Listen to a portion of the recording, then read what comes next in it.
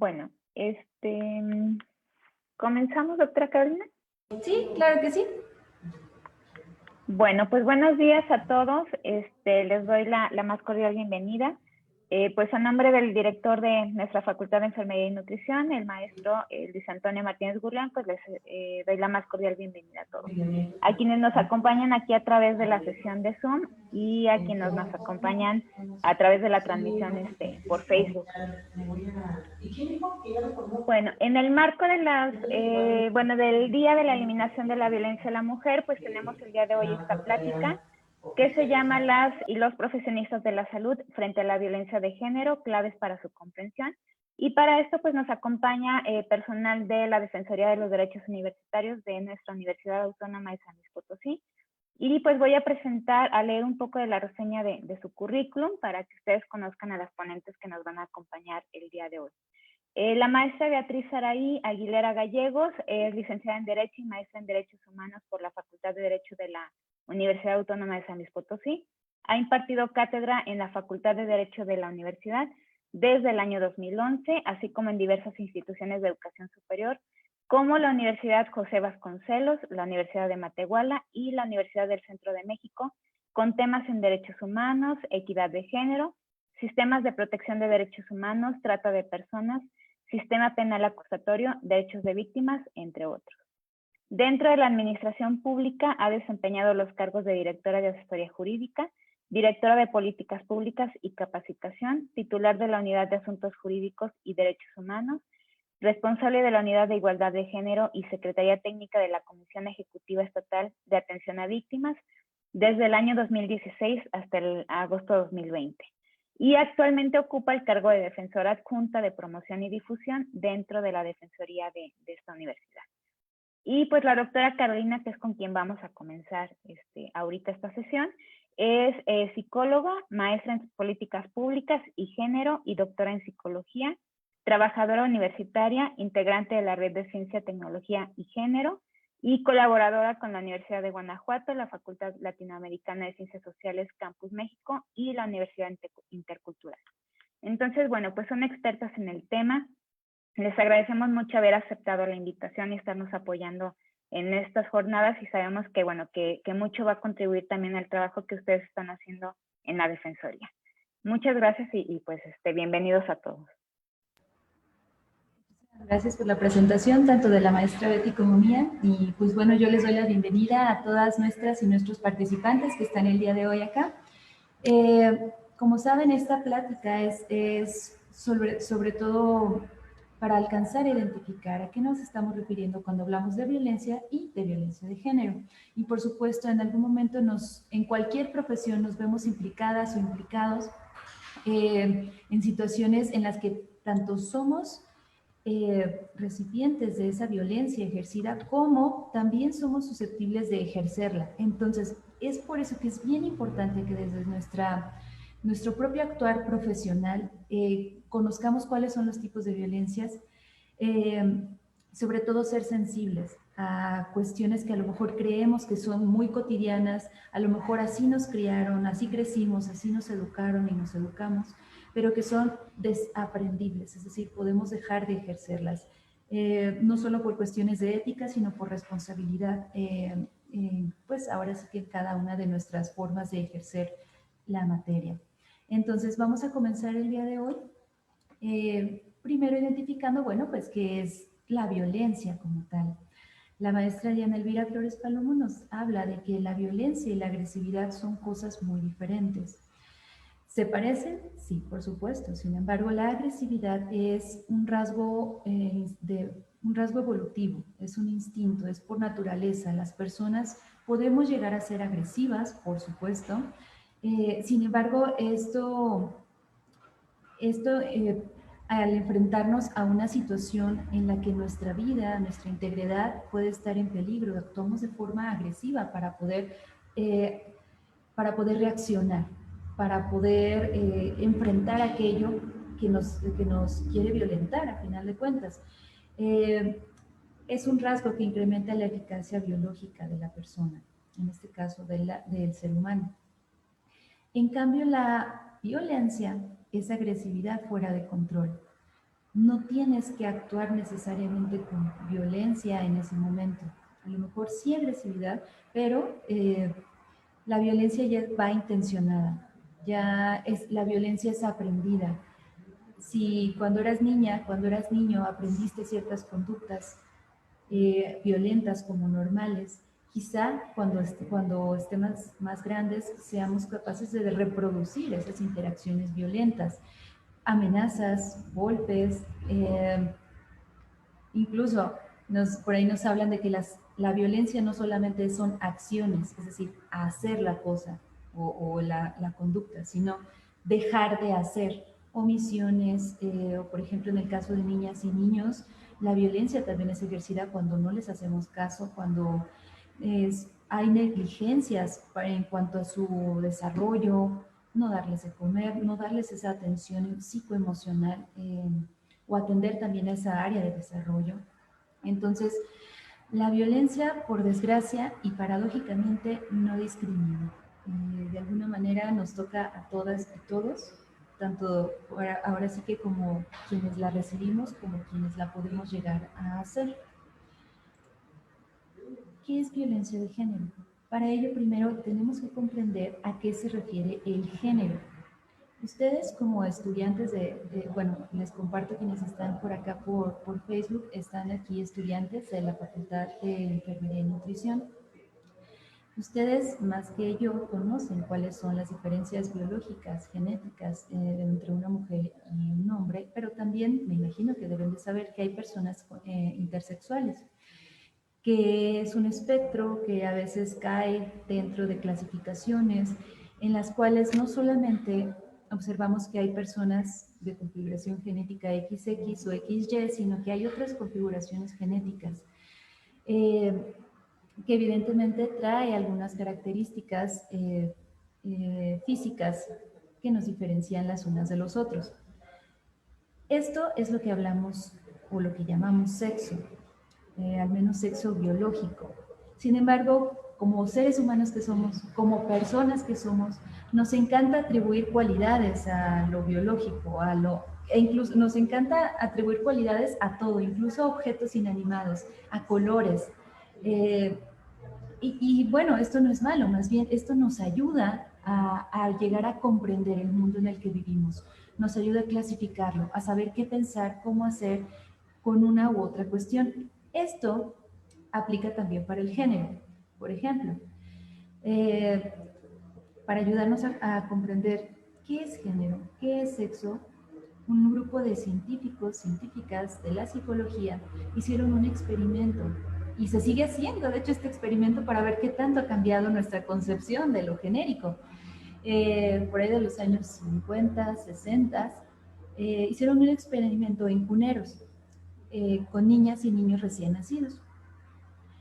A las niñas las envolvieron con cobijitas azules y a los niños los envolvieron con cobijitas rosas. Entonces, cuando el papá o la mamá se acercaba a la o el bebé, le decían que era su niño. Ya ven que cuando están recién nacidos, pues todavía no hay muchas características que pudieran diferenciar a uno del otro, especialmente cuando los acabamos de conocer.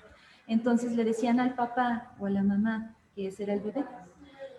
Y si había tenido una niña, si la mamá o el papá estaban conscientes de que era una niña, le daban un niño con la cobijita rosa. Entonces veían su comportamiento, observaban cómo se comportaba con el niño. Le decían mi princesa, mi cariño, mi corazoncito, mi flor delicada, yo soy tu papá, tú eres mi princesa, te voy a cuidar y te voy a proteger. Como que empezaban a hablarle a lo que tradicionalmente pensamos que sería una niña.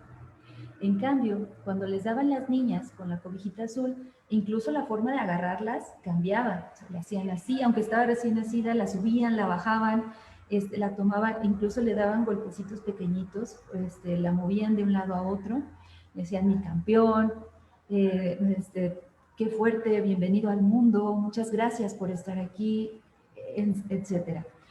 Cuando, cuando se le cuando se les decía a los papás y a las mamás que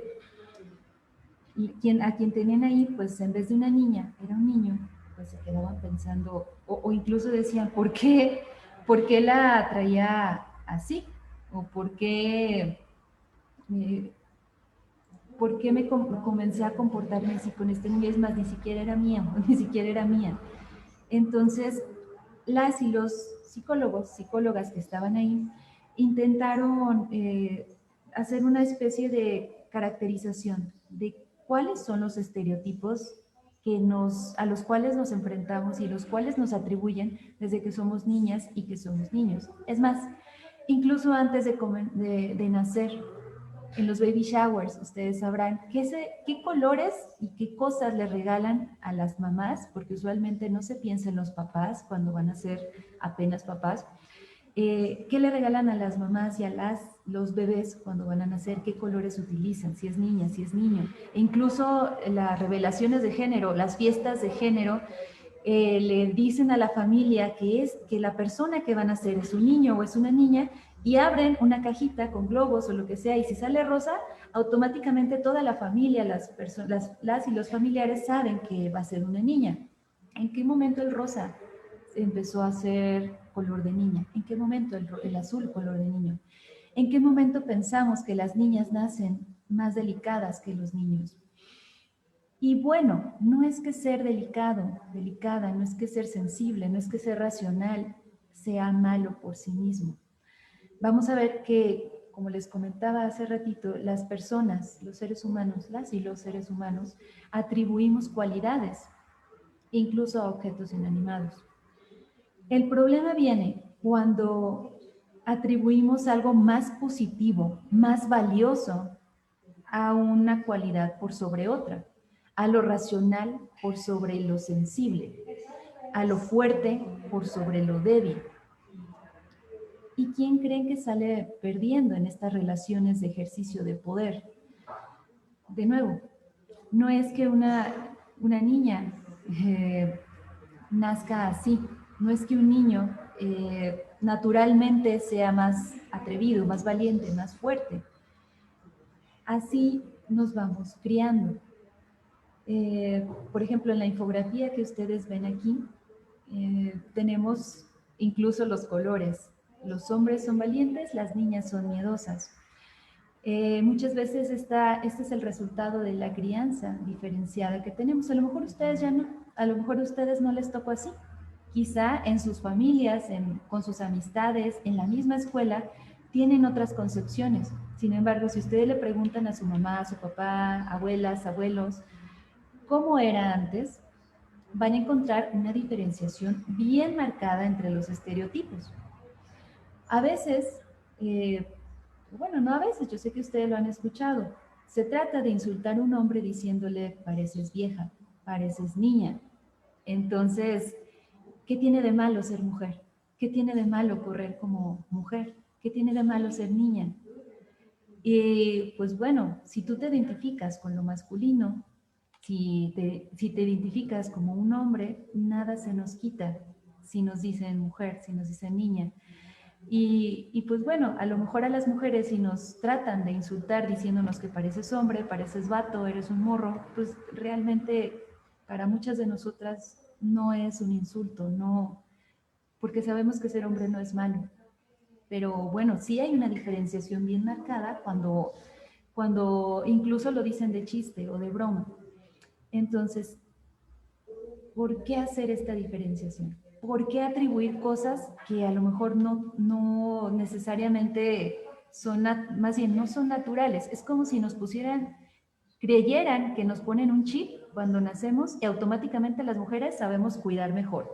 Que cuando nace una bebé o un niño, pues es más fácil que se lo den a una mujer, a la hermana, a la abuela, a la mamá, a la tía, para cuidarle, a que se lo den a un hombre, como si los hombres no supieran cuidar, como si los hombres no fueran capaces de desarrollar esas habilidades. También, por ejemplo, hay cuestiones de género que también les afectan a ellos. A lo mejor lo he escuchado varias veces con mis amistades, familiares, que les dan a un bebé recién nacido y le tienen miedo, dicen, es que lo voy a romper, se me va a caer.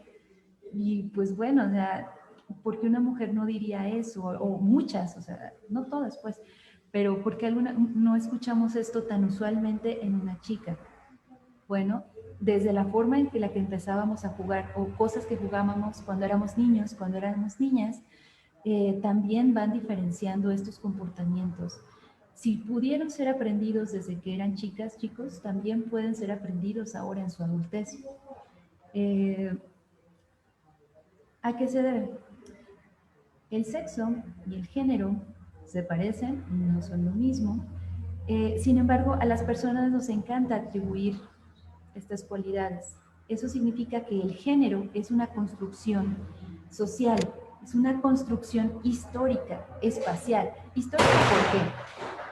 Porque hoy, 2020, no es lo mismo ser mujer que ser mujer hace 100 años, que ser mujer hace 200 años, que ser hombre hace 1000 años. Entonces, son históricas, van cambiando de generación en generación.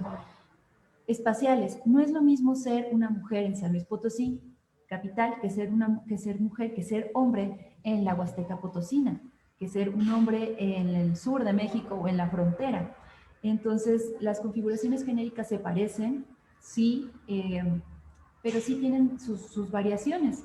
Y ahora vamos a ver, no solamente existe aquello que consideramos femenino o masculino, también existen todas esas configuraciones que no, en las cuales las personas no se identifican ni con uno ni con otro, o se identifican muy bien con ambos, o con algunos rasgos de uno u otro. Son personas cuya configuración genérica es no binaria, es decir, o su identidad no se identifican con exclusivamente uno o con lo otro. Entonces, incluso si es motivo de otra plática, ya todo esto de identidad, de género, cuestiones no binarias, cisgéneros, etcétera, sí me gustaría o sí me gustó compartírselos para generarles por ahí alguna inquietud y pues verlo en otro momento. Bueno, ¿esto qué tiene que ver? Violencia y género, por desgracia, están de la mano. Aquí les dejo una recomendación, si ustedes gustan verla, aquí con un ejemplo muy llamativo se nos explica qué es el género, cómo es que es la vida de una mujer o de un hombre desde que nacen hasta que se empiezan a desarrollar, incluso en sus profesiones, cómo se le diferencia a una u a otro. Violencia de género, en primera instancia, si juntamos ambos conceptos, podría definirse como toda aquella violencia por motivo de género que afecta a una persona o a un ser humano. Y pues bueno, vamos a ver, como el motivo de esta plática es violencia de género, y ayer, si ustedes recuerdan, se conmemoró el Día Internacional para la Eliminación de la Violencia contra las Mujeres, vamos a tener de nuevo que identificar que hay violencias que se ejercen sobre unas y sobre otros. Sin embargo, hay un grupo poblacional al cual nos tocan más situaciones de violencia sistematizada, violencia cotidiana, violencia incluso naturalizada. Cuando las mujeres, las chicas, nos manifestamos por cuestiones de violencia de género, cuando protestamos que nos están matando, que hay muchos feminicidios, bueno, siempre hay una manita por ahí levantada que dice, a los hombres también nos matan, cuando nosotras nos estamos manifestando tratando de visibilizar la violencia que hay hacia las mujeres. Entonces, pues bueno, o sea, a los hombres también nos matan. ¿Qué hay atrás de esa frase? ¿Qué significado existe? El que quieras o el que quieran también visibilizar esa violencia. Si alguien quisiera compartirnos su opinión, acá la leo, o si pueden abrir su micrófono, también se vale. ¿Qué hay atrás de esa frase? A los hombres también nos matan.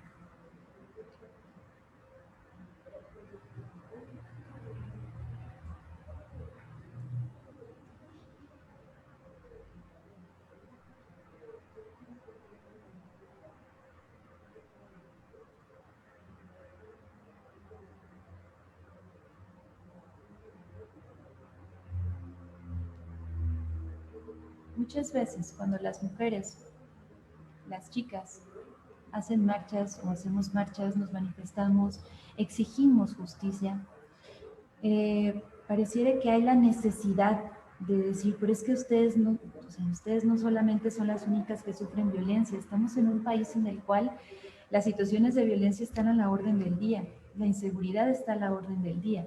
y no se niega que existen estos tipos de violencia. Ana, tiene la manita levantada.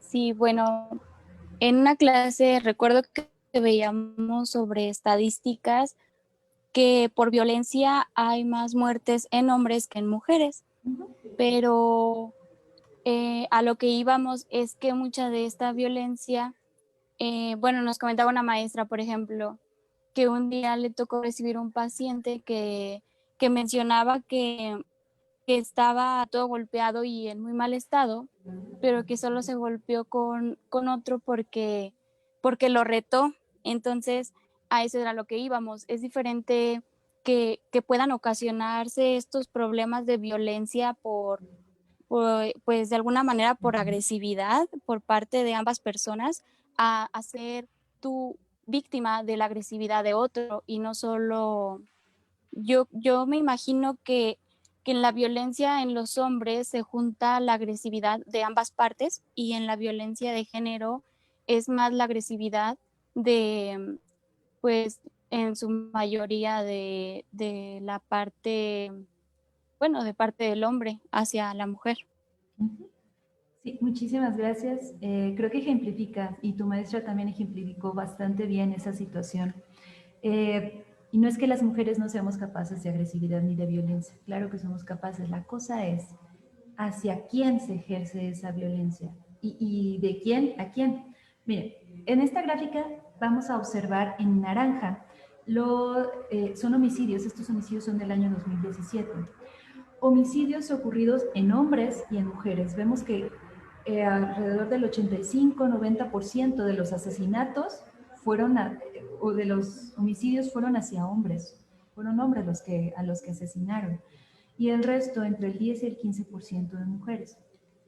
Aquí lo curioso viene cuando nos acercamos a la parte naranja, que son los asesinatos en la vía pública, y los amarillos en la vivienda. En el caso de los hombres, más del 75% de los asesinatos fueron cometidos en vía pública.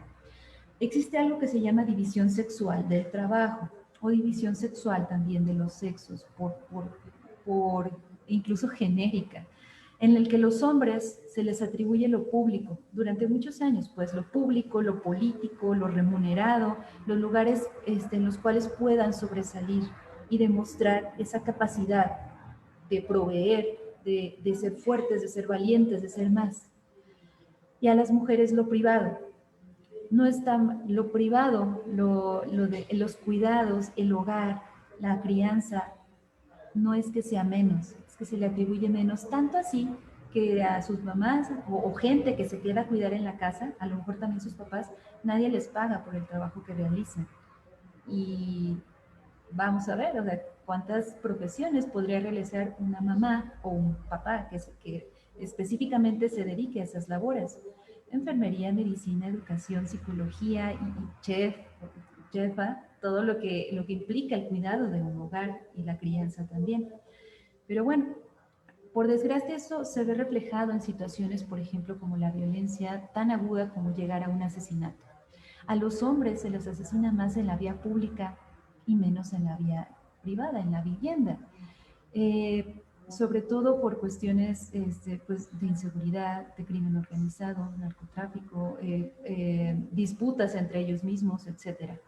Pero algo curioso existe con los asesinatos en mujeres. Da igual si estás en la vía pública o en la vía privada, da igual si estás en tu casa o en la calle. El 50% de los asesinatos son cometidos en la casa de una persona, de una mujer, que es el lugar en donde se supone que tiene que estar segura, con las personas que la quieren, que la aman, entre comillas, porque pues si no, no habría asesinatos en ese lugar. Entonces, ¿qué está pasando? ¿Qué sucede con la violencia en México y probablemente en todo el mundo? Aunque la gran mayoría de los asesinatos o de las víctimas de homicidios en México son hombres, sí, o sea, son en la mayor parte hombres, en la gran mayoría, en el 95% de los casos son asesinados por otro hombre, no por mujeres. Hay una palabra, y esto nada más para ejemplificar, primero, hasta dónde puede llegar esa violencia. Primero vamos a ver el extremo más agudo. y más preocupante, que es el que llegue al homicidio. Aquí vemos una tabla en donde sí, una gráfica, perdón, en donde sí los asesinatos de los hombres en la línea azul, azul rey, son más en ellos. Y los homicidios en mujeres en azul clarito son menos. Sin embargo, aquí vemos otra línea en azul aqua, que son los feminicidios. Esta palabra no es nueva, ya tiene mucho tiempo utilizándose, de hecho incluso me imagino que ustedes la habrán escuchado y se preguntarán cuál es la diferencia entre un homicidio de una mujer y un feminicidio. La diferencia es clara cuando tú observas los motivos y las formas en las que se asesina a una mujer. Un homicidio de una mujer es, por ejemplo, una mujer que fue víctima en un asalto de un banco en el cual incluso pudo haber otra persona muerta y como consecuencia de ese acto criminal. En cambio, un feminicidio tiene características muy específicas. Un feminicidio es asesinar a una mujer por el hecho de serlo. Nos matan por ser mujeres. Y tiene otras características. Por ejemplo, la mayor parte de los feminicidios hubo un historial. Es decir, ya había historia de acoso, de hostigamiento sexual, laboral, en la escuela. A lo mejor tenía una relación con la persona que la asesinó. De hecho, el 58% de las mujeres asesinadas fueron víctimas por sus parejas en 2017. Más de la mitad por sus parejas, e incluso por ahí también se da un dato por sus parejas o familiares, incluso si no son consanguíneos o si tienen alguna relación de amistad con la familia. Ustedes conocen, me imagino que lo conocen, el caso de Ingrid Escamilla. Yo no voy a entrarme en los detalles de su feminicidio, del asesinato. Sin embargo, este es un caso icónico y pues ahora sí que desastroso de hasta dónde puede llegar el odio hacia una mujer. Así como muchas otras, pareciera que un feminicidio es un castigo público, porque en muchos de los casos los cuerpos de las mujeres son expuestos, son como un castigo público, o sea, a veces, y las formas en las que nos matan son un tanto diferentes a las de los hombres. El 70% de los hombres, igual en 2017, fueron asesinados con arma de fuego. Fíjense, en un país donde se supone que las armas de fuego están prohibidas y que tenemos una de las leyes más estrictas de todo el mundo en cuanto a su porte. 70% de los hombres fueron asesinados con arma de fuego, en comparación del 40% de las mujeres a las que mataron así. Sin embargo, respecto a los hombres, las mujeres mexicanas nos dan muerte por ahorcamiento, ahogamiento, nos golpean hasta la muerte, nos acuchillan y nos envenenan, y cuando nos acuchillan no son 5 o 6, son 100 o más en las que se encuentran en un solo cuerpo. Cuando ustedes escuchan esa frase de crimen pasional, ustedes sabrán que el crimen pasional no existe. Por lo regular es un feminicidio cuando es hacia una mujer. Ingrid Escamilla no solo fue víctima de feminicidio, sino fue víctima del Estado, fue víctima de los medios de comunicación, porque sus fotos fueron publicadas en las portadas de los tabloides de Ciudad de México, fueron vendidas, fueron reproducidas y compartidas en grupos de WhatsApp. Cuando una mujer muere, por lo regular, no solo ahí no se queda, a veces hay más allá.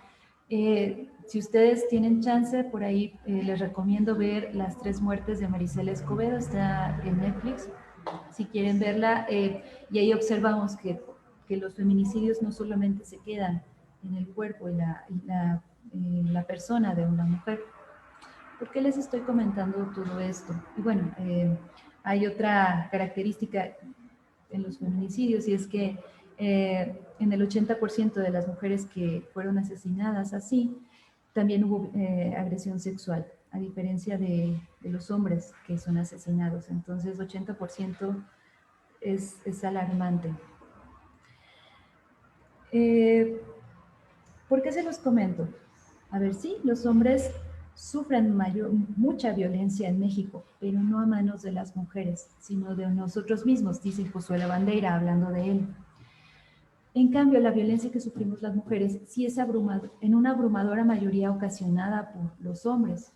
A lo mejor los chicos que nos están observando, los hombres que están observando esta transmisión, dicen, yo no. Les creo. Yo creo que ustedes nunca han asesinado, ni han violentado, ni han golpeado a una mujer. A lo mejor dicen, yo tampoco tengo amigos que hagan eso. Sin embargo, entonces, ¿por qué las estadísticas? Yo sé que no todos los hombres, estoy consciente de ello. Sin embargo, hay algo que se llama pacto patriarcal, que desde el feminismo se le llama pacto patriarcal, y es justamente esa conspiración, ese pacto patriarcal, en la cual, pues bueno, entonces sabemos que aquí están las estadísticas, pero no conocemos a nadie, o a lo mejor nuestros familiares no son, nuestras amistades no son. Entonces, ¿qué sucede aquí? ¿Qué está pasando? Tú como hombre, como estudiante, como profesionista, ¿qué crees que suceda? ¿Qué crees que esté pasando? Lejos de criminalizarte a ti como persona, es más bien una invitación a la reflexión en este 25N. ¿Qué hay después del 25 de noviembre? ¿Qué hay después de este día de la eliminación de la violencia contra las mujeres? Creo que para empezar, pero no para terminar, una reflexión sobre qué sucede. Violencia de género no solamente es la violencia hacia una persona u otra por motivo de género. Hay alguna definición que nos habla de que la violencia es sistemática o un abuso de poder, ejercicio de poder sistemático de un grupo poblacional hacia el otro. En México y en muchas partes del mundo, este grupo se identifica como de hombres hacia mujeres, estos grupos. Por eso, a veces, cuando ustedes escuchan hablar de violencia de género, estamos hablando de violencia hacia las mujeres. Sin embargo, también, pues, para visibilizarlo un poco más, a mí me gusta hablar de violencia hacia las mujeres. Este tipo de violencia no solo se los estoy diciendo yo, y nos lo dicen muchas personas activistas y académicas. También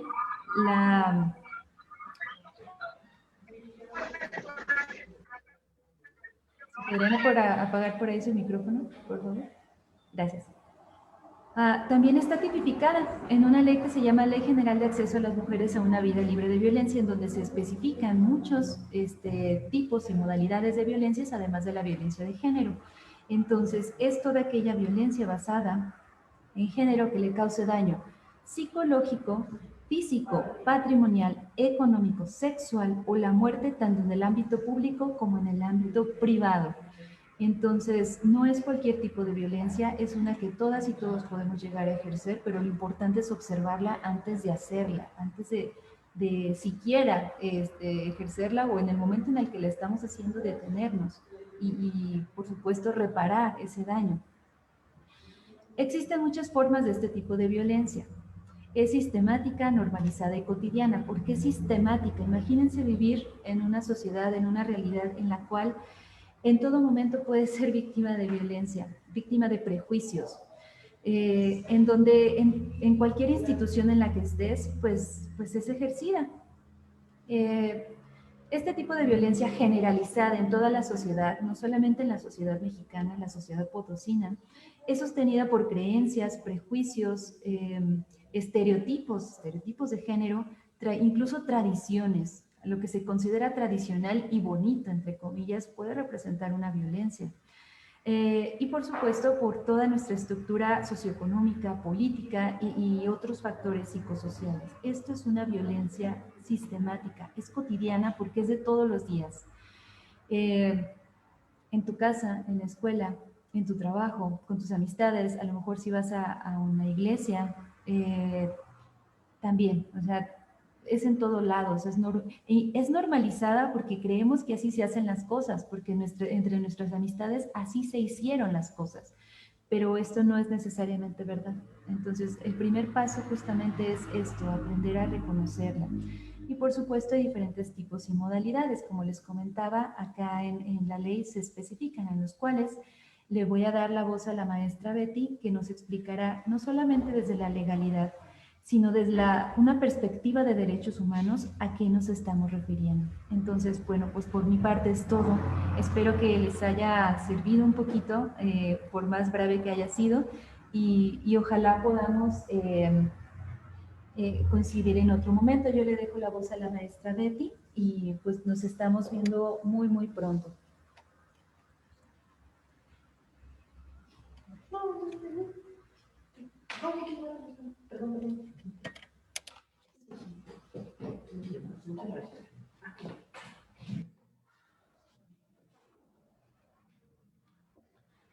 Bueno, pues muy buen día a todos y a todas.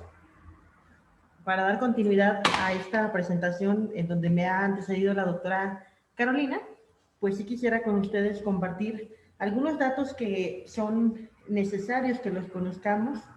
Yo siempre les digo que en la medida que conozcamos esas estadísticas, nos demos cuenta de cuántas son las mujeres que son violentadas diariamente, cuáles son los espacios, las modalidades bajo las cuales se llevan estas violencias, pues nos permite también conocer o dimensionar el tamaño del monstruo al que estamos enfrentándonos.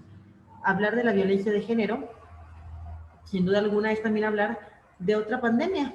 Ahora, en estos tiempos que vivimos, con este distanciamiento físico, este distanciamiento social ocasionado por la contingencia sanitaria, por la pandemia ya muy conocida de SARS-CoV-2 o COVID-19, pues también quisiera compartirles que la violencia contra las mujeres ha sido ya establecida como otra pandemia por parte de la Organización de las Naciones Unidas.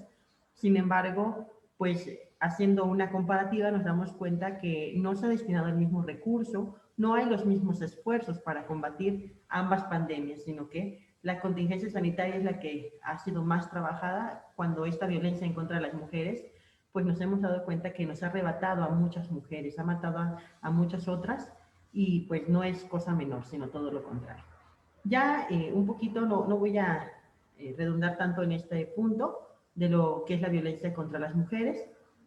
Ya la doctora Carolina lo estuvo refiriendo en cuanto a su concepción, cuáles son estos tipos de violencia, ya también los iba ella expresando cada uno de estas modalidades, tipos, y es importante tenerlas en cuenta porque en la medida pues, que se lleva a cabo cada una, también nos damos cuenta con el famoso violentómetro, cómo puede ir agravándose esta situación de violencia hasta llegar a un punto donde ya puede darse un feminicidio, puede ocurrir un delito de esta naturaleza, que es la máxima expresión de todas las violencias en contra de nosotras las mujeres.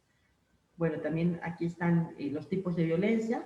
Aquí quisiera decirles que, pues, los que ya hemos conocido son lo que es la violencia física, psicológica, sexual, económica, patrimonial. La Ley de Acceso a las Mujeres a una Vida Libre de Violencia del Estado de San Luis Potosí, también reformada el año pasado, ya incluyó otros tipos de violencia. Por ejemplo, ya encontramos por ahí que también se reconoce todas aquellas acciones que atentan contra los derechos reproductivos de las mujeres como otra violencia, la violencia docente, la violencia institucional también, laboral, obstétrica, aquí la pusimos también en morado justo porque, pues bueno, la violencia obstétrica tiene gran relación con las funciones que ustedes estarán realizando y que la idea de hablar de estos temas, de visibilizarlos, de posicionarlos pues en el contexto diario o en el contexto de nuestra práctica es para evitar llevar a cabo acciones que lleguen a convertirse en estas violencias.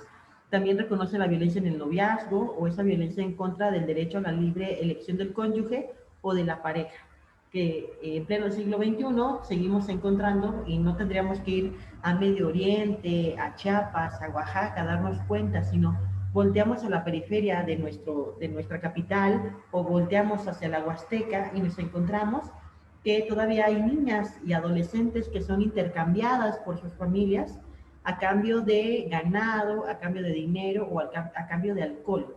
Y es esta famosa dote que todavía se da cuando estas niñas o mujeres pues no son mayores de edad, por lo tanto no pueden, digamos, tomar, o no deberían, mejor dicho, de estar tomando estas decisiones y finalmente es una decisión que les corresponde a ellas, pero ya esta ley reconoce esta violencia. Por violencia obstétrica se entiende que es aquella violencia que se genera en los servicios de salud, ya sea de carácter público, de carácter privado, donde seguramente ustedes se estarán insertando en un futuro muy cercano. ¿Qué consiste esta violencia? En cualquier acción u omisión por parte del personal de salud que cause daño físico, psicológico a la mujer durante el embarazo, el parto y el posparto. Entonces, antes, durante o después. Y esta violencia se puede expresar de distintas formas. Algunas de ellas, ya sea la falta de acceso a servicios de salud reproductiva. ¿Cuántas veces no hemos visto también noticias que se viralizan en donde las mujeres dan a luz en lo que es la recepción, en el baño, en el patio de los hospitales, pues bueno, justamente porque no hay esa posibilidad de darle el acceso a esos servicios y por lo tanto pues atenta contra su dignidad y la dignidad también del producto de la gestación. En tratos crueles, inhumanos o degradantes por parte del personal de salud, también cuántas veces no hemos escuchado o nos han contado mujeres que durante el parto, bueno, se les llega a mencionar cuestiones como, bueno, usted aguántese, o no sé, si ahorita no soporta este dolor, pues ¿por qué antes sí soportó tales cuestiones, ¿no? Ya como una violencia también muy, muy fuerte. Un abuso de medicalización, menoscabando la capacidad de decidir de manera libre e informada sobre dichos procesos reproductivos. También a cuántas mujeres se les ha llevado a cabo procedimientos para evitar que posteriormente tengan más hijos sin su propio consentimiento, o utilizan medicamentos sin que sepan que van a llevar a cabo la utilización de los mismos. Entonces, esto es muy importante. ¿Y por qué mencionarlo? Miren, sí quisiera yo hacer mucho énfasis que en el año 2011 en nuestro país se llevó a cabo una reforma a la Constitución Política de los Estados Unidos Mexicanos, en su artículo primero, en donde establece cuáles son las obligaciones que tienen las autoridades frente a derechos humanos. Y estas obligaciones, van en 4 sentidos de forma básica, lo que es promover, respetar, proteger y garantizar derechos humanos. Pero este artículo primero de la Constitución nos dice todas las autoridades en el ámbito de sus competencias. Es decir, bueno, hablamos de todas las autoridades. Generalmente enfocamos solamente al sistema de justicia penal, llámese con agentes del Ministerio Público, policías, jueces, juezas, pero también hay que voltear a ver a otros sentidos. Por ejemplo, en el aspecto académico, en el aspecto de la salud, también tenemos autoridades, también hay personas que ostentan estos cargos y entonces esa es su obligación, promover, respetar, proteger y garantizar derechos humanos. Pero la Constitución es clara, dice, bueno, autoridad, si no lograste llevar a cabo estas acciones y en consecuencia se produjo una violación a derechos humanos, ahora a ti, autoridad, te toca también llevar a cabo acciones para prevenir que se vuelvan a repetir estos actos, para atender a las víctimas, para sancionar a las personas responsables y para erradicar este tipo de violencias. Entonces, por eso hablar de estos temas, por eso posicionar que también quienes trabajan en el sector de los servicios de salud, pues también tienen estas obligaciones frente a los derechos humanos, porque de manera muy general podemos, y con todo lo que incluye, podemos decir que el derecho a la salud es un derecho humano. Entonces, por ello mencionarlo. Seguramente han visto este violentómetro, ya ha sido muy socializado por diversas instituciones, y pues todas estas violencias que ahorita íbamos mencionando, aquí se plasman, pero de tal forma que pues nos va diciendo cómo esa violencia puede ir incrementando, y así como un semáforo que cuando lo vemos en verde nos dice pase, cuando lo vemos en amarillo es un alto o ir con precaución, y el rojo alto total. Lo mismo aquí en este violentómetro, el amarillo nos va diciendo mantente alerta, ya hay esas violencias, cuidado porque la violencia puede incrementar. El naranja nos dice, reacciona, haz algo, no te dejes destruir, pide ayuda, oriéntate, que te orienten otras personas, instituciones. Y en el rojo definitivamente no podemos solas, ahora tienes que buscar una ayuda profesional. Y esa violencia puede ir incrementando de menor a mayor, puede iniciar desde bromas hirientes, desde lo que es aplicar, por ejemplo, cuestiones como la famosa ley del hielo, celar a la pareja, culpabilizarla, hasta destruirles artículos personales, violencia patrimonial, golpearles a manera de que pareciera ser un juego, cuando pues, los golpes ni siquiera por juego tendrían que estarse llevando a cabo, cachetadas, y vemos cómo van incrementando el encierro o el aislamiento de la pareja, las amenazas con armas, lo que es forzarles a mantener una relación sexual, la violación, la mutilación, el asesinato o el feminicidio, ya de forma correcta llamado, o tipificado legalmente de esta manera. Y el feminicidio, pues es, les decía yo, la violencia extrema o la materialización de esta violencia extrema hacia las mujeres. Y miren por qué les decía que es importante como dimensionar el tamaño de este monstruo al que estamos enfrentándonos. Bueno, aquí dice que 9 mujeres, acabamos aquí de escuchar y actualizar la cifra que la Organización de Naciones Unidas estima que son entre 10 y 11 mujeres las que diariamente son asesinadas en nuestro país. Estas estadísticas son hasta julio del año pasado, julio de 2019, pero pues nos va aquí ya dando una idea de cómo estamos frente a estas violencias. De 2015 a julio de 2019, sumaban 3.200 feminicidios. Solamente en los primeros 6 meses del año pasado, 470. Veracruz en ese momento era el estado más peligroso para las mujeres en la actualidad. Por acá hay otras cifras. Por ejemplo, esta número 6, de 2013 a 2018, la sensación de inseguridad de las mujeres pasó de 74.7 a 82.1. En cuanto a delitos sexuales, las mujeres son las principales víctimas. Esta me llama mucho la atención, el punto 8, las mujeres se sienten más inseguras que los hombres, y vean, pongan atención, tanto en lugares públicos como en privados. Y aquí nos describe cajero automático en la vía pública, transporte público, la calle, la carretera, los parques, el automóvil, la escuela, el trabajo, la casa. Bueno, yo no observo algún lugar que no esté aquí situado en esta lista de donde nos sentimos más inseguras, lo cual pues es algo también muy alarmante, porque se supone por lo menos que nuestra casa, que está aquí en el último lugar, es nuestro espacio seguro, es el lugar donde podríamos resguardarnos de todo lo que hay afuera, pero resulta que hoy es un lugar inseguro. Y lo hemos también pues visto con mayor, pues ahora sí que preocupación, ahora con esta pandemia en donde nos ha aislado, nos ha hecho que estemos confinadas en nuestras casas, que pues muchas mujeres han tenido que estar 24 horas, los 7 días de la semana, también en el hogar con su agresor o sus agresores, y pues de ahí también que se convierte en un lugar poco o nada seguro para las mujeres. Y bueno, aquí también hay otros datos como que la violencia que ejercen las parejas, esposos, exnovios o exesposos, registra esta encuesta nacional sobre la dinámica de relaciones en los hogares de INEGI, que es severa y muy severa, vean esos términos incluso que utiliza. Y pues el 19.4 de mujeres de 15 años y más ha enfrentado por parte de sus parejas agresiones que van, digamos, en este violentómetro desde acciones que parecieran ser menores hasta acciones más graves. Pero sí quisiera precisar, al decir acciones que parecieran ser menores, no implica que sean insignificantes. Cualquiera de estas violencias, por más mínima que parezca, es importante también evitar que sucedan, y si es el caso que vivimos alguna de estas circunstancias, pedir ayuda para evitar que crezca y genere consecuencias todavía más lamentables. De todo esto que hemos venido platicando, sí quisiera también hacer énfasis. ¿Por qué nombrar a la violencia? ¿Por qué dibujar lo que implica o reconocer esta violencia hacia las mujeres? Porque justamente obstaculiza o impide que podamos acceder al ejercicio de nuestros derechos. La ley de acceso a las mujeres, a una vida libre de violencia en el Estado, establece que estos son los derechos que se ven vulnerados y que tendrían que estarse protegiendo hacia todas las mujeres: la vida, la libertad, la igualdad, la equidad, la no discriminación, la privacidad y lo que es la integridad física y psicoemocional y sexual.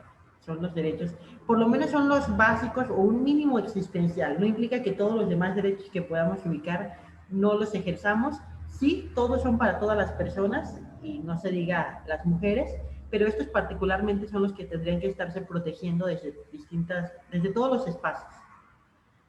Bueno, miren, que les comentaba de la violencia de género y el COVID-19, el confinamiento pues también ha producido un aumento de esa violencia en el hogar, y es importante también que tengamos la información de qué hacer, a quién acudir, pues la violencia en contra de mujeres, de niñas, de adolescentes, es, como lo decíamos, esa violación a esos derechos humanos, de proporciones, vean también aquí ya está descrito, pandémicas en todo el mundo, tanto en el espacio público como en el espacio privado. Esta lámina pues es también de la Defensoría de los Derechos Universitarios de la Universidad Nacional Autónoma de México, que nos comparte estos datos y dice que durante esta contingencia las llamadas y los mensajes de ayuda de mujeres víctimas de esta violencia de género se incrementó un 80% y que 7 de cada 10 mujeres manifestaban ser víctimas por lo menos una vez en su vida de algún tipo de violencia en su relación de pareja. Estas otras infografías son de Educación y Ciudadanía, una asociación civil que se encuentra aquí en el Estado, y nos dice también las violencias aunadas a la indiferencia del Estado han sido un caldo de cultivo para que decenas de mujeres abandonen sus hogares, trabajos y pertenencias para salvar su vida y la de sus hijos e hijas. Y esta que es todavía más alarmante, si bien diversas entidades han logrado alcanzar un semáforo naranja en tema de contagios por COVID-19, la realidad es que en todo México se encuentra el semáforo rojo de feminicidios y violencia contra las mujeres. Y pues hemos visto también cómo ha incrementado esta estadística. Ya sobrepasaba las 700 mujeres asesinadas en lo que va del año y sobre todo en estos meses que hemos estado viviendo con esta contingencia sanitaria. Por eso les decía, también es de dimensiones pandémicas, también ha sido declarada como una pandemia, pero no vemos los mismos esfuerzos de los estados a nivel mundial, a nivel nacional o estatal, para contrarrestar todos estos efectos. Y aquí sí quisiera yo, ya como para ir cerrando, un poco describirles el por qué la necesidad de abordar estos temas con ustedes, de estudiantes de la Facultad de Enfermería y Nutrición, porque, pues bueno, a ustedes les tocará integrarse a todos estos servicios de salud, ser parte de las autoridades sanitarias que trabajen ya sea en el Estado o a nivel nacional, y esto implica que trae obligaciones también para ustedes, y que en la medida que ustedes tengan también esta formación en derechos humanos, en perspectiva de género, pues les permitirá tomar decisiones apegadas al respeto de estos derechos humanos. Aquí en el Estado, ya les contaba, tenemos esta ley de acceso a las mujeres a una vida libre de violencia del Estado de San Luis Potosí.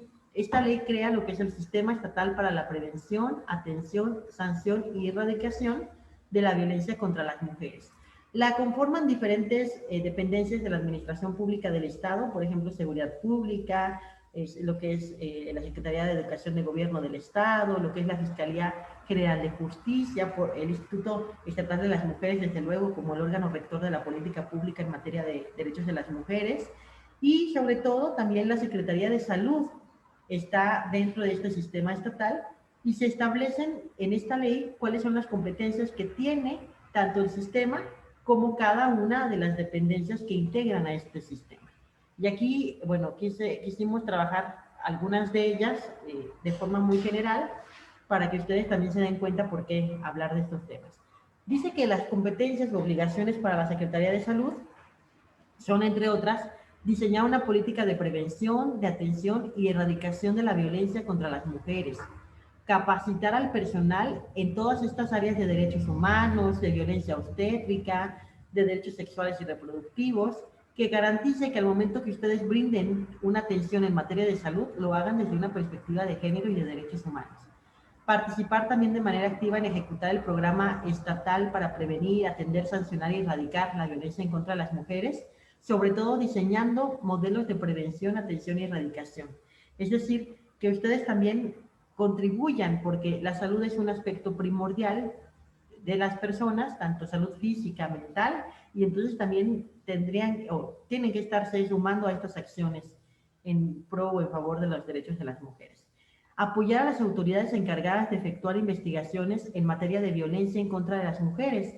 Muchas de las ocasiones también quienes son las primeras personas en enterarse de un hecho victimizante de esta naturaleza, de una mujer que vive violencia, pues también son ustedes el personal que trabaja en servicios de salud, y al momento de que llegan a los hospitales, a las clínicas, una mujer golpeada, pues también pueden ustedes detectar algunos rastros de esta violencia y de manera inmediata también informar a las autoridades a fin de que lleven a cabo las investigaciones. Y no solo informar, también participar o coadyuvar en las investigaciones de estas autoridades. Y pues bueno, lo que tendrán que estar proporcionando de información es, por ejemplo, el número de víctimas que se atienden por este tipo de violencias, la situación de violencia que se sufrió, el tipo de violencia, los efectos que causaron, claro, desde lo que es el aspecto de la salud en estas mujeres víctimas de esta violencia, los recursos erogados en su atención, pero en todo momento esta información que se va a brindar a las autoridades encargadas de efectuar la investigación, ya sea Ministerio Público, ya sea lo que son también Policía Ministerial o Policía de Investigación. La información que ustedes van a aportarles siempre va a ser en todo momento resguardando la privacidad de la víctima, cuidando también el manejo de la información personal, de todos estos datos que son tan sensibles. Y para servicios de salud nos dicen brindar atención médica y psicológica de manera integral e interdisciplinaria con perspectiva de género a las víctimas. Y en caso de que la unidad que esté brindando esta atención no cuente, o vaya, o digamos donde se solicita la atención, no cuente con los servicios necesarios, canalizarle a la unidad que sí cuente con esa posibilidad de atender a las mujeres víctimas de esta violencia, y también se debe de garantizar el poder brindar esa atención durante las 24 horas del día. Desafortunadamente, cuando hablamos de esta violencia, nos damos cuenta que no respeta horarios, pero generalmente la lógica sí nos indica que la violencia hacia las mujeres cuando se lleva a cabo cuando su agresor, que es su pareja, está en casa. Entonces, ¿cuándo es que está en casa? Que no sean tiempos de contingencia. Bueno, pues cuando sale de su trabajo, entonces horario fuera de trabajo, puede surgir más o incrementar la posibilidad de vivir esta violencia, fines de semana, días festivos. Entonces, por eso es importante contar con estos servicios las 24 horas del día y los 64-65 días del año. Y también garantizar el cumplimiento e implementación de la norma oficial mexicana 046, en donde nos establece estos temas que es la violencia familiar, sexual en contra de las mujeres, y criterios tanto para prevenir como para atender esta violencia y demás normativa que tenga que ver con el tema. Brindar servicios reeducativos e integrales a víctimas y agresores. Es importante, sí, trabajar con las víctimas, que son quienes sufren las consecuencias, pero también tenemos que voltear a ver a la otra parte, a los agresores. ¿Por qué? Porque en la medida que trabajemos con esos agresores y generemos estos programas de reeducación, vamos, digamos, tratando de cambiar ese chip. No se logra de la noche a la mañana, ni tampoco es un proceso tan sencillo, pero vamos logrando instalarles otras ideas de cómo relacionarse con las mujeres, cómo tiene que ser ese respeto, y entonces tal vez este agresor ya no esté con esta víctima, pero si el día de mañana tiene otra relación, pues vamos a evitar con esta reeducación que en esa nueva relación a esa mujer genere también estas violencias, y a lo mejor al reeducarlo genera relaciones más sanas también. Y bueno, esto es con el fin de reintegrarles en la vida pública, social y privada, pero además no van solos los servicios de salud, sino también esto lo tiene que trabajar en coordinación con la Secretaría de Educación de Gobierno del Estado, con el Sistema de Desarrollo Integral Familiar, el DIF, y sobre todo también con la asesoría del Instituto de las Mujeres del Estado de San Luis Potosí. Difundir material para la prevención y atención de la violencia en contra de las mujeres, que además no genere estigmas o prejuicios en contra de las personas, que sea con un lenguaje incluyente también, mejorar la calidad de la atención y asegurar el respeto a los derechos humanos. Cuando, por ejemplo, aquí ya la Ley de Acceso a las Mujeres a una Vida Libre de Violencias nos establece también cuáles son los objetivos de esta ley, los principios que tienen que regir el actuar de las autoridades.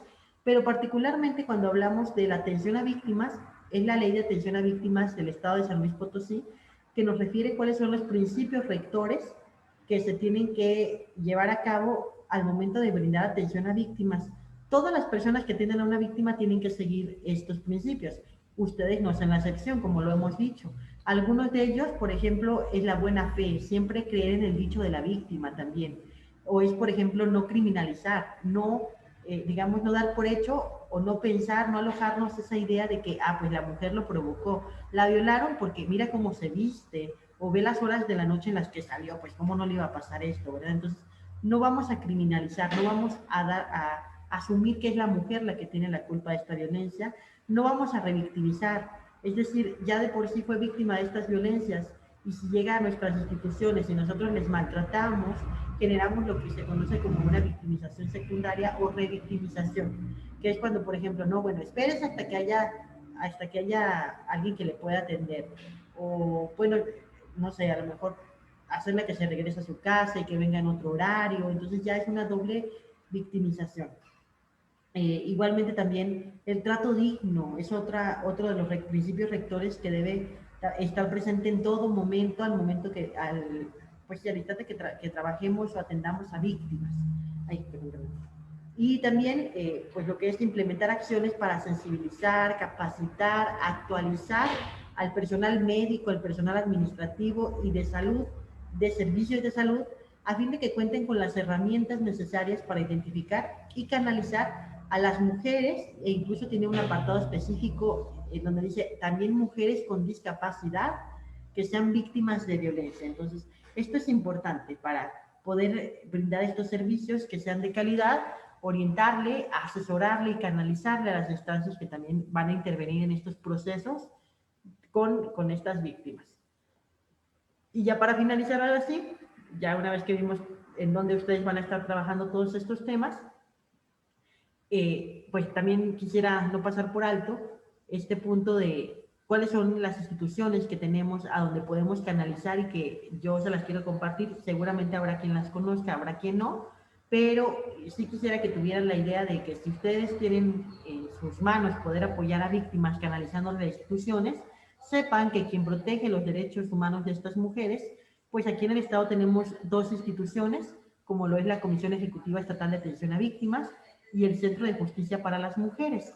Ambas instituciones atienden a víctimas, pero hay una pequeña diferencia en cuanto a que el Centro de Justicia para las Mujeres tiene un protocolo especializado para atender a mujeres víctimas de violencia de género. E incluso el personal que trabaja aquí son mujeres también quienes brindan los servicios, y estos servicios pueden ser desde pues, todo lo que implica el trabajo, desde trabajo social, un área de trabajo social, desde asesoría jurídica, donde encontrarán abogadas que acompañen procesos jurídicos a víctimas, también lo que es el servicio de psicología, está en esta institución. Hay un área de empoderamiento incluso también en este Centro de Justicia para las Mujeres. Y además, bueno, este centro agrupa otros servicios, como también dentro tienen una oficina de la Comisión Estatal de Derechos Humanos, para el caso de que las mujeres pues manifiesten también que en esta atención que están recibiendo hubo una mala actuación de alguna autoridad, poder presentar una queja o ser orientada de qué hacer frente a esta circunstancia. Hay también una oficina de lo que es la Defensoría Pública, y esto es importante porque mujeres que viven situaciones de violencia con sus parejas, pues por lo regular hay de por medio a lo mejor un matrimonio, y es un matrimonio con hijos e hijas, y a lo mejor pues la mujer se dedicaba totalmente al hogar, no tiene una entrada económica por fuera, entonces Defensoría Pública les apoya en todos estos procesos de carácter jurídico familiar y puede llevar a cabo divorcios para el caso de que haya ese matrimonio, lo que es también, por ejemplo, la pérdida de la patria potestad, o lo que es la regulación de visitas, lo que es la demanda por pensión alimenticia, y ahí está también la Defensoría Pública. Y además hay una oficina de la Fiscalía General de Justicia, particularmente la Fiscalía de la Mujer, en donde ahí la gente del Ministerio Público puede recibir de manera directa las denuncias que presenten las mujeres. A diferencia de la Comisión Ejecutiva Estatal de Atención a Víctimas, que aquí sus servicios van igualmente, trabajo social, asesoría jurídica y psicología, pero aquí tiene también un plus, que esta comisión cuenta con un fondo de ayuda, asistencia y reparación integral. Este fondo es un fondo de carácter económico en donde permite también brindar apoyos a las víctimas. Yo siempre les comento que cuando hablamos de una víctima, pues realmente nunca dimensionamos, o pocas veces dimensionamos todo lo que implica ser víctima. Y en realidad todas las personas quisiéramos nunca hacerlo. Y nunca nos preparamos, nunca decimos voy a dejar tal ahorro, tal dinero por si un día soy víctima. Porque el ser víctima trae consigo muchos gastos. Por ejemplo, cuando hablamos de homicidios, feminicidios, para este caso en particular, bueno, hay gastos funerarios, por ejemplo, o cuando se requiere aportar algún dato de prueba a una carpeta de investigación y requerimos el auxilio de alguna persona a través de un peritaje en determinada área, bueno, tal vez los servicios del Estado no cuentan con ese perito en esa área, y entonces puede contratarse a alguna persona experta en el área que lo requerimos, o cuando una víctima requiere también trasladarse a otro lugar a llevar a cabo una diligencia, pues implica gastos de traslado, de hospedaje, de alimentos, por ejemplo. Entonces, pues las víctimas muchas de las ocasiones no cuentan con los insumos económicos para costear estos gastos, Esta comisión tiene este fondo, como les comentaba, Fondo de Ayuda, Asistencia y Reparación Integral, que permite también brindar estos apoyos económicos a la víctima para que pueda acceder a la justicia. En la medida que lleve a cabo todas estas diligencias, que se presente, que le dé continuidad también, pues entonces podemos trabajar en que esta persona o esta mujer pueda acceder a la justicia. Y así es como trabajan estas instituciones. También otra de las diferencias, Centro de Justicia para las Mujeres, les decía, solo atiende a mujeres víctimas de violencia de género. La Comisión Ejecutiva de Atención a Víctimas atiende a todas las víctimas, sin distinción alguna, hombres, mujeres, niños, niñas, adolescentes, personas adscritas a una comunidad pueblo indígena, personas migrantes, personas con discapacidad, todas las personas, no hay excepción alguna. De forma general se les brinda la atención y también brinda estos servicios a mujeres víctimas de violencia. Entonces, para que ustedes sepan, aquí está la dirección, ambas ubicadas en el centro, y además también cada una de ellas tiene oficinas al interior del estado. Por ejemplo, Centro de Justicia para las Mujeres está ubicado también en Río Verde, en Matlapa y en Matehuala, además de las oficinas centrales de aquí de San Luis Potosí. La comisión ejecutiva está en 12 municipios del estado, por mencionar algunos, además de San Luis Potosí. Está igualmente Río Verde, Ciudad Valles, Tamazunchale, Tancanwitz, está en Venado, está en Matehuala, están ahí las oficinas también. Entonces, esto sí es algo de lo que queremos compartirles, para que ustedes también sepan orientar a las mujeres que lleguen con ustedes a solicitar este auxilio, no nada más dentro de los servicios de salud, sino que sepan a dónde poder canalizarlas. Y bueno, hasta aquí es donde nosotros concluiríamos con esta participación. Si tienen alguna duda, pues el micrófono también está abierto. Solo les compartimos por aquí nuestra página en Facebook, Defensoría de Derechos Universitarios. Ahí ustedes pueden encontrar que se están replicando pues todas las actividades que hemos tenido, sobre todo con motivo del 25 de noviembre, todas las jornadas Memoria y Verdad que llevamos a cabo. Desde luego van a encontrar también que se replica esta conferencia que hemos tenido o estamos teniendo con ustedes. Está la página de internet en donde encuentran información acerca de la Defensoría, los correos electrónicos, también para que en cualquier situación pues ustedes sepan que ahí estamos y que además esta Defensoría también pues va a estar con ustedes acompañándoles. Esperamos que no surja, pero para el caso de que haya alguna situación donde hay violencia también al interior en el espacio universitario con motivo de las funciones también, aquí estamos nosotros para dar seguimiento. Esta Defensoría cuenta con 2 áreas muy importantes, como es la Defensoría Adjunta de Quejas y Denuncias, donde ustedes pueden presentar una queja o una denuncia por algún motivo, por ejemplo, acoso, hostigamiento o alguna otra violación de derechos humanos que encuentren dentro de del contexto universitario. También lo pueden manifestar para que se lleve a cabo una investigación.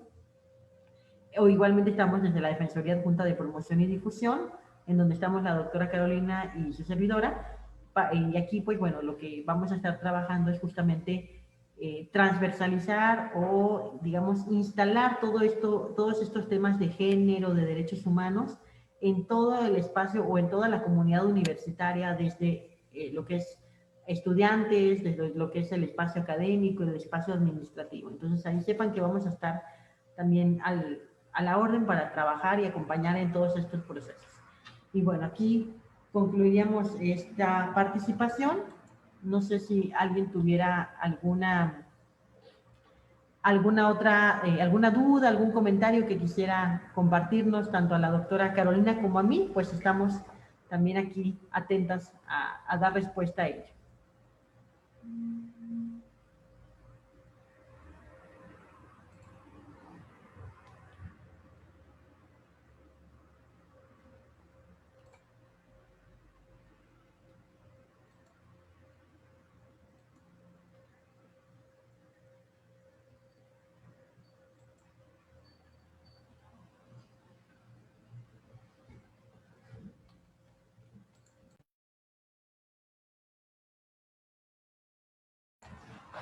Por aquí viene la doctora Carolina también para ambas. Si hubiera alguna pregunta o algún comentario, algo que quisieran compartirnos, pues les escuchamos.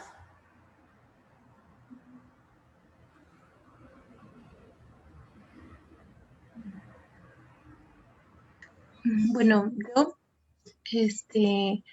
personalmente, pues les doy las gracias por la disposición y por compartir estos temas, pues ya que, pues sí son importantes, por lo menos personalmente para mí lo es. Entonces, de esta manera nos ubican un poquito más en el contexto a nivel estatal y pues nos ayudan a, a integrar varios conceptos desde la, desde la profesión hasta como personas. Entonces, pues muchas gracias. Me gustó mucho su ponencia. Muchas gracias a ti, Andrea, que tenemos la oportunidad pues de compartir esto y pues generamos ese compromiso de continuar trabajando pues de manera colaborativa con ustedes, porque esa es la intención, que tengan la información para que cuando se presente una situación de esta naturaleza, que quisiéramos que no, pero pues el contexto que vivimos pareciera que ya nos indica que en algún momento nos tocará atenderlo, tengamos esa información y saber qué hacer, y sobre todo que no sientan que solamente están ustedes frente a estas problemáticas, sino que hay otras instituciones también acompañando estos procesos. Entonces, muchas gracias, Andrea, qué bueno escucharte.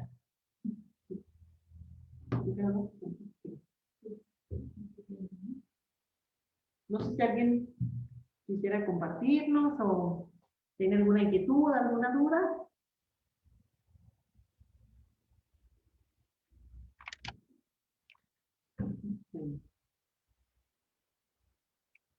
Bueno, me parece que no tenemos. Bueno. Usted indíquenos, maestra Laura. Sí, pues más que nada agradecerles, me uno al comentario precisamente de Andrea, de agradecerles porque esta información pues es sumamente importante para ellos, ¿no? Sobre todo porque, pues como dice, desgraciadamente el panorama marca que en algún momento les va a tocar, van a tener la presencia de alguno de este tipo de casos, y pues lo importante aquí es que sepan quizá también, si no resolverlo en ese momento, pues a dónde referirlo, ¿no? O sea, saber que hay instancias que brindan el apoyo y que obviamente les van a dar seguimiento a este tipo de situaciones.